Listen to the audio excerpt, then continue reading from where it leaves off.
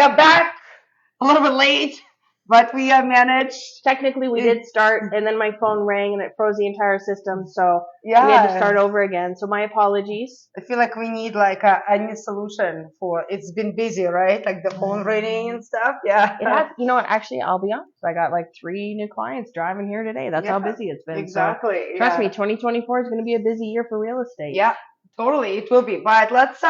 So we are back with a show. And we doing the cocktail first for those who haven't watched this before. It's a season 4 cocktail. Then we talk about real estate topic, and the topic today is how to squeeze the blood of the stone for down payment. There's a lot of bad words. We always try and play on the name of the cocktail for the subject of the real estate or vice versa. So we're doing the blood orange and sloe gin cocktail. Yes. And we have a draw today. Yeah, January 3rd, first week of January, and we're going to see who is the lucky winner for the December prize. Absolutely. So let's always start with the drink first, the most important part, because you need a good drink when you're going to have a good conversation. Oh, yeah. All right. Definitely. So the sloe gin, the blood orange sloe gin cocktail. All the ingredients are on the screen here with measurements and stuff like that if you want to go along. If you have our cocktail journal, which you can buy on Amazon, you actually maybe already have all the ingredients and you're ready to follow along with us. Take your notes on the cocktail and on the conversation. So we're going to start by pouring the sloe gin, which is 1.35 ounces. 1.35. 1.35, not a normal measurement. That's different. So 1.35 ounces. Which we are using our beautiful 5th and vermouth. And then it is 0.33. Oh my God. I know, it's all weird measurements, right? Yeah. Of maraschino cherry liqueur. Ooh.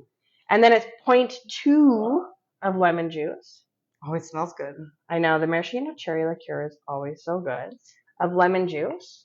And then you're going to fill up the rest with which we have is fresh squeezed blood orange juice, which we got from Blood Oranges. We're going fancy today. Yeah. And if you don't have any blood oranges, I got mine at Superstore. I talked to the people at Co-op and they said theirs are coming in. And then I put in a little bit of blood orange cut into triangles by the lovely Victoria. Veronica, I know, right? Wow. See, I'm totally off. And then stir it? You stir. And that's it. Super simple. Nothing fancy. No shaking for you two today. Well, still fancy. Squeezing all the fresh lemon and... Okay. I had to laugh. The stick though. Sure. I wanna. So I had to laugh though because I was making cocktails the other day, and I started shaking the cocktail mixer, and my son did exactly what you guys do. He started dancing. Oh. That must be a thing. It's catching on. All right. So 4 seasons. Okay, guys. Cheers. Happy New Year. Happy New Year. It smells good.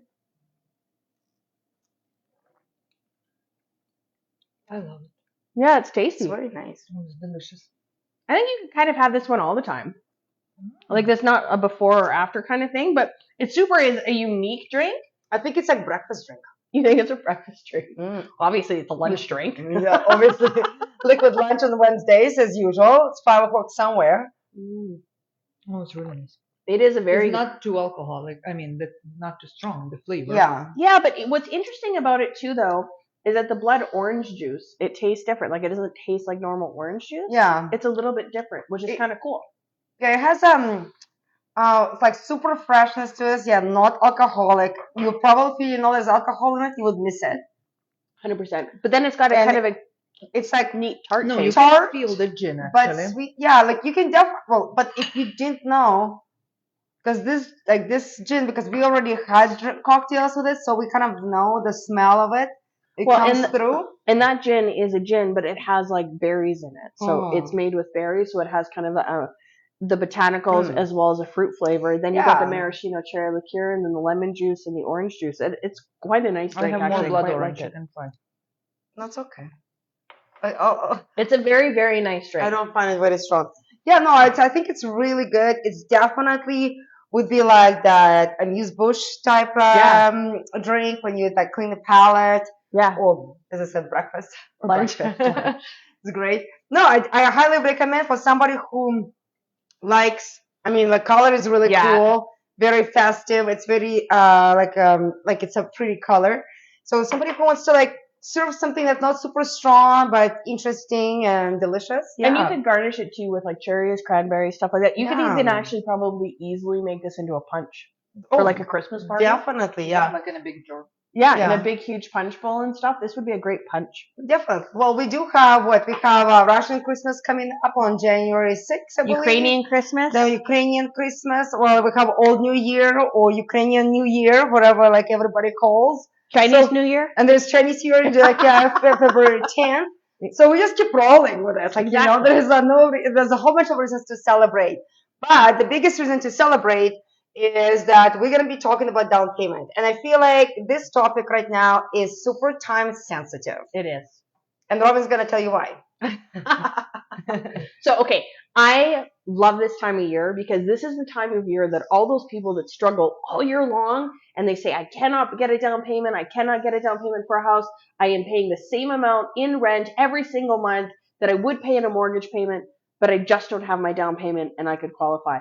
And this is that time of year where we get to flip that all on its head and we say, actually, we can show you how to get a down payment without saving. And it's so freaking awesome. And then on top of it, the government has now given you more ways to get a down payment and benefit from it. Yeah. So we're going to start with the classic way. So the Yes. classic way is RSPs. That's the one that's not new. They've always been allowing you to buy RSPs until February 28th. So this is a time sensitive Yes. part. But you'll say, but I don't have money to buy RSPs because if I had money, I would have a down payment. You don't need money to buy RSPs, but what you need is you need to go to the bank and you can get a loan and you can borrow all the outstanding RSPs that you have until February 28th. So if you go on your CRA website, it'll show you how many outstanding RSP contributions you have. And then you can turn around and you can borrow that amount and then you can apply it to 2023 tax year. And then you get a tax refund that can be anywhere from 15 to 40% of what you borrowed. So let's use a number like, we're only using this because I know the number off the top of my head, is if you earned $30,000 last year and you only had a contribution room of $5,400, you would go get a $5,400 loan and then you would do your taxes and your refund would be $2,160. And no, that is not enough for a down payment. But then you would take the rest of the year or lump sum as fast as you can to pay off that loan, and then you would have $5,400 going towards your down payment. And that's the one way that we're going to talk about. So that you have until February 28th to do that. And honestly, I was talking to a beautiful young lady the other day, and I said, how much room do you have? And she has $9,339 of room in her RSPs. I'm like, go get a loan for that. You're going to get 40% back based on your tax bracket. So she's going to get back something like $5,000 or $6,000 or $4,000, I think is what she's getting back, which is utterly fantastic because how often do you go when you get a loan from a loan and then the government gives you 40% back to pay off your loan, which is utterly fantastic. So, but you only have the time frame until February 28th. So you have to go open your RSP account if you don't have it already. Then you have to get the loan for the RSPs and stick them all in, and then you have to do your taxes. And as soon as you do your taxes, it'll be submitted and the government will give you your refund back and then you start lump summing that down payment. And I've had a lot of people do this and usually within 6 months, they've got a full down payment for a house. Yeah, I just want to point out because if you haven't heard the concept before, it can be very confusing. So number one, call us after the show if you like to talk about it individually. But when you borrow the money from the bank and you buy RSPs and you get cash back, you still have to pay off the loan that you borrowed from the bank that year. Before you can access the RSPs to borrow. And you can borrow your RSPs without any tax implications. You just have to pay them back over 15 years, which anyone would do with normal RSP contributions. So you would ask, why would I do that? I just want to kind of like, because again, for people who is very new to it, it could be a very confused concept.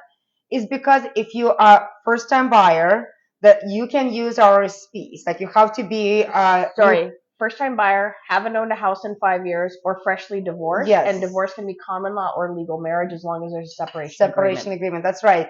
So if you are first time buyer and you can use RSPs as a down payment, but you cannot use like go to the bank and get a loan, for example, as a down payment. So we were teaching you how to come up with the down payment as a cash versus and through borrowing the money and then paying it off, because sometimes it's very hard to save that down payment in cash from your every paycheck. But when you borrow the money from the bank, buy RSPs, you use RSPs after you pay your loan off to buy a home. Well, and then it's funny because I had this young lady that I was running this I feel concept like we should by. do a chart. I know, but this woman that I was talking to, she's just about to finish her nursing degree. She's 24 years old. She's a waitress at the Winter Club. And I was sitting there putting together all this information. And I ran it by her because she's, that kind of prime person that would be eligible for doing this.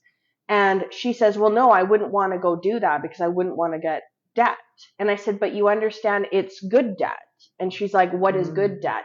And so I started explaining to her what good debt is versus bad debt, like credit cards, cars, consolidation loans, things that don't increase in value are bad debt, but there is good debt. And if you use good debt successfully, you can be very wealthy. But we've always been taught just to stay away from debt instead of understanding the differences between the two. So once I explained to her the concept of good debt, she was super cute because she's like, can we have this talk again when I'm not working? Because she's like, no one's ever explained this to me before. Yeah. Good debt is great. It's working for you. It is, 100%. Yeah. Good debt is fantastic. That's how you actually grow wealth. But bad debt is bad.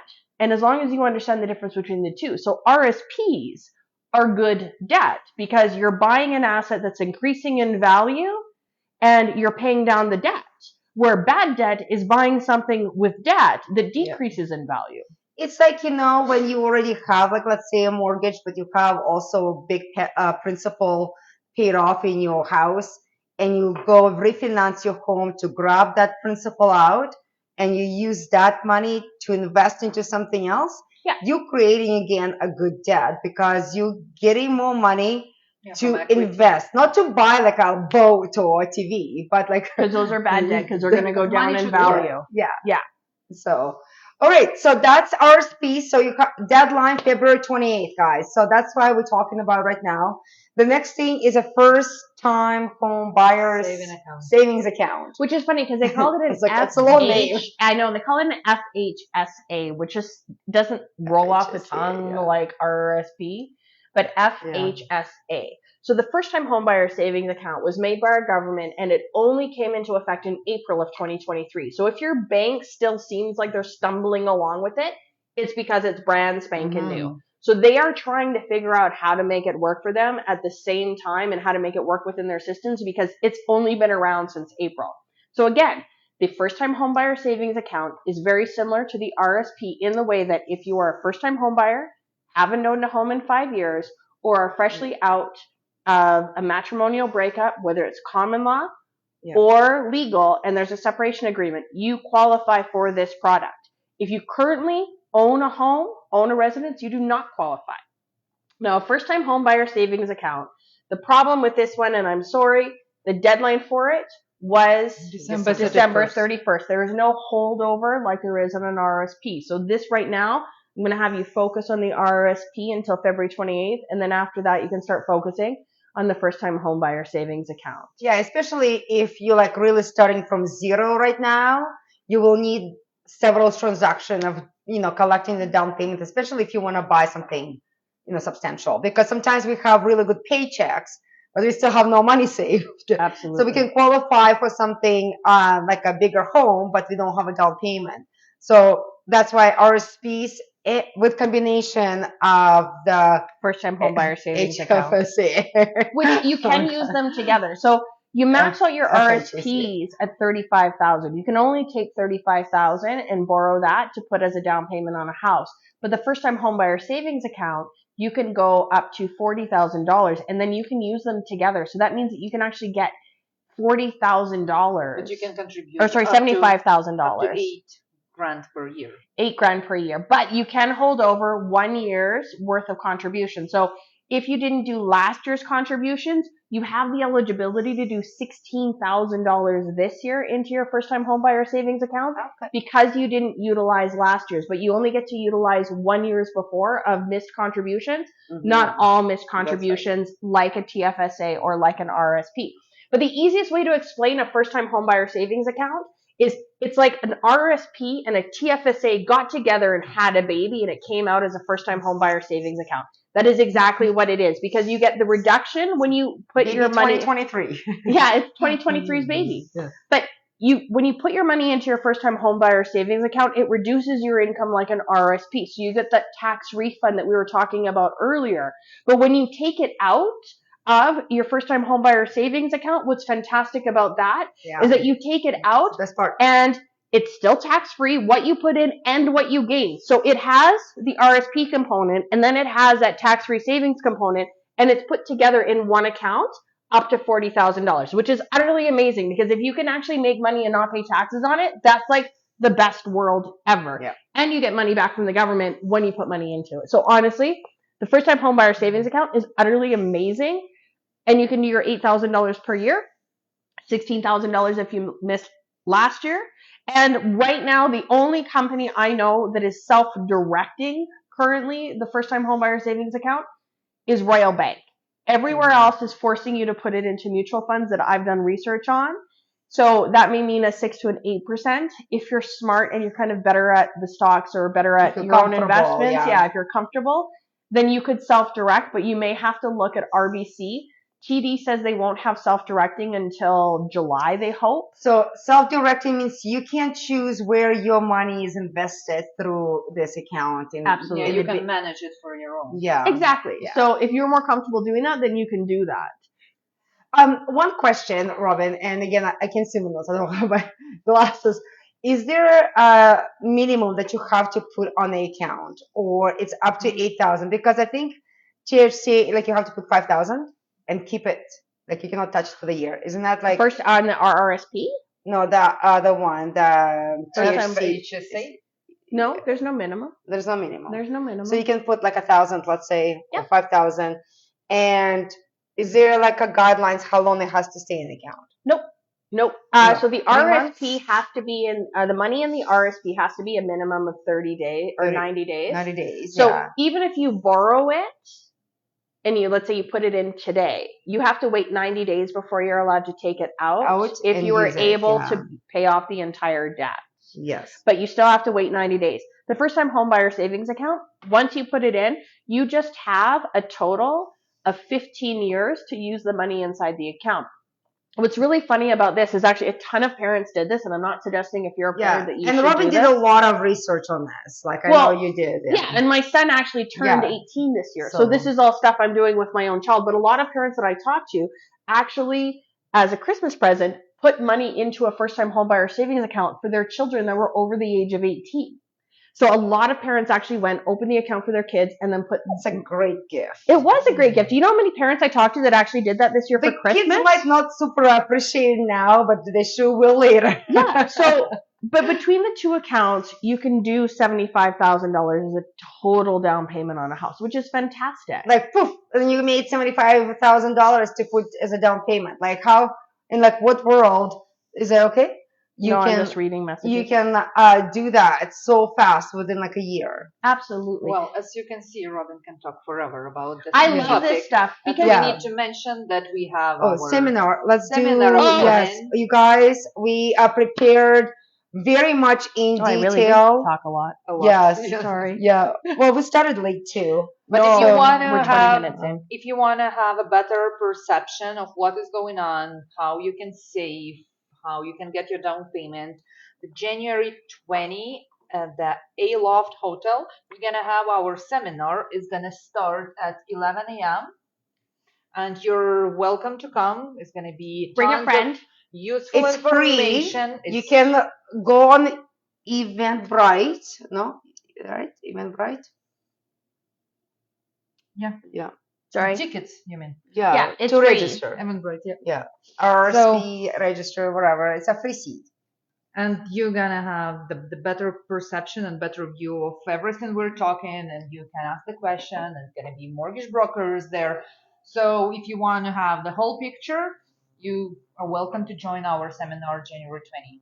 And then there's a lot of other kind of little kind of nuances that we're going to talk about. There's going to be a lot as well. It is going to be a lot of information, but by the time you leave there, you'll be in a position where you can be booking the appointments with the people really start getting ready to buy a house. And honestly, usually once we get people down this path, within usually a year, at 2 years at most, they've bought a house. Yeah. So this is just It's gonna be super exciting. Super exciting. But talking about super exciting things. Okay, we have our draw. It's our December prize, and it's wine Insulated insulated. tumblers. Yeah. You know, they're great for the winter to keep hot drinks, great for the summer. We have 4 of them. I got our wheel set up, so it's our real your fortune. So it's going.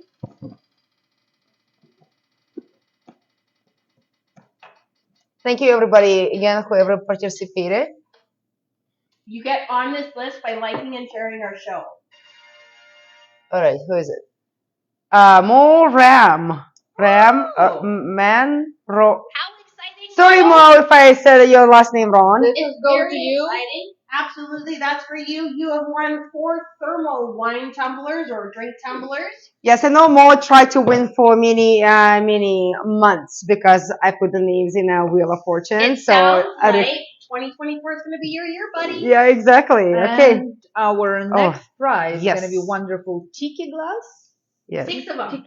Oh my God, 6 of them? 6 of them. Yeah. I want.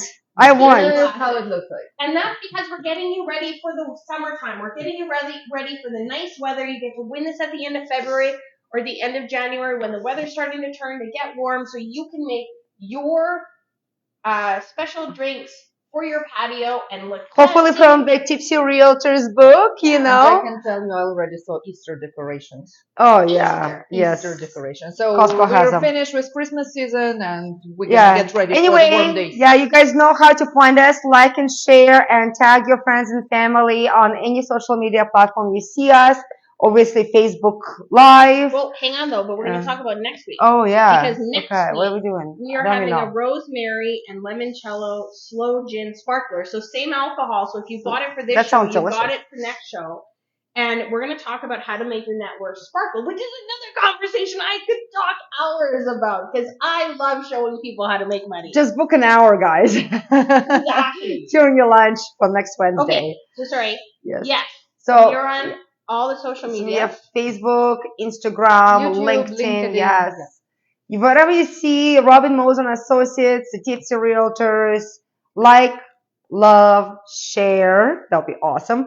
And tag your friends who you think will benefit not just from the cocktail, but from real estate topic we're talking that day. Absolutely. So here we are. If you know anyone looking at buying or selling a house, anyone who needs the information that we just talked about, anyone who has questions about real estate, please make sure they call us. And actually, I had a wonderful person today, one of the people that reached out to me. She was having a not so great experience in real estate, and the person she talked to said, you need to talk to Robin. And she's very excited after we had a conversation. So if you just have questions, if you think something's not going right, call us because we're all very experienced. Get a second opinion, basically, you know, for all your things. And we're very passionate about just helping people. Really, like it's just that's what it is. I honestly, if the bank didn't want my money, I would do this for free. Seriously. All right, thanks guys. Have a great day. Cheers.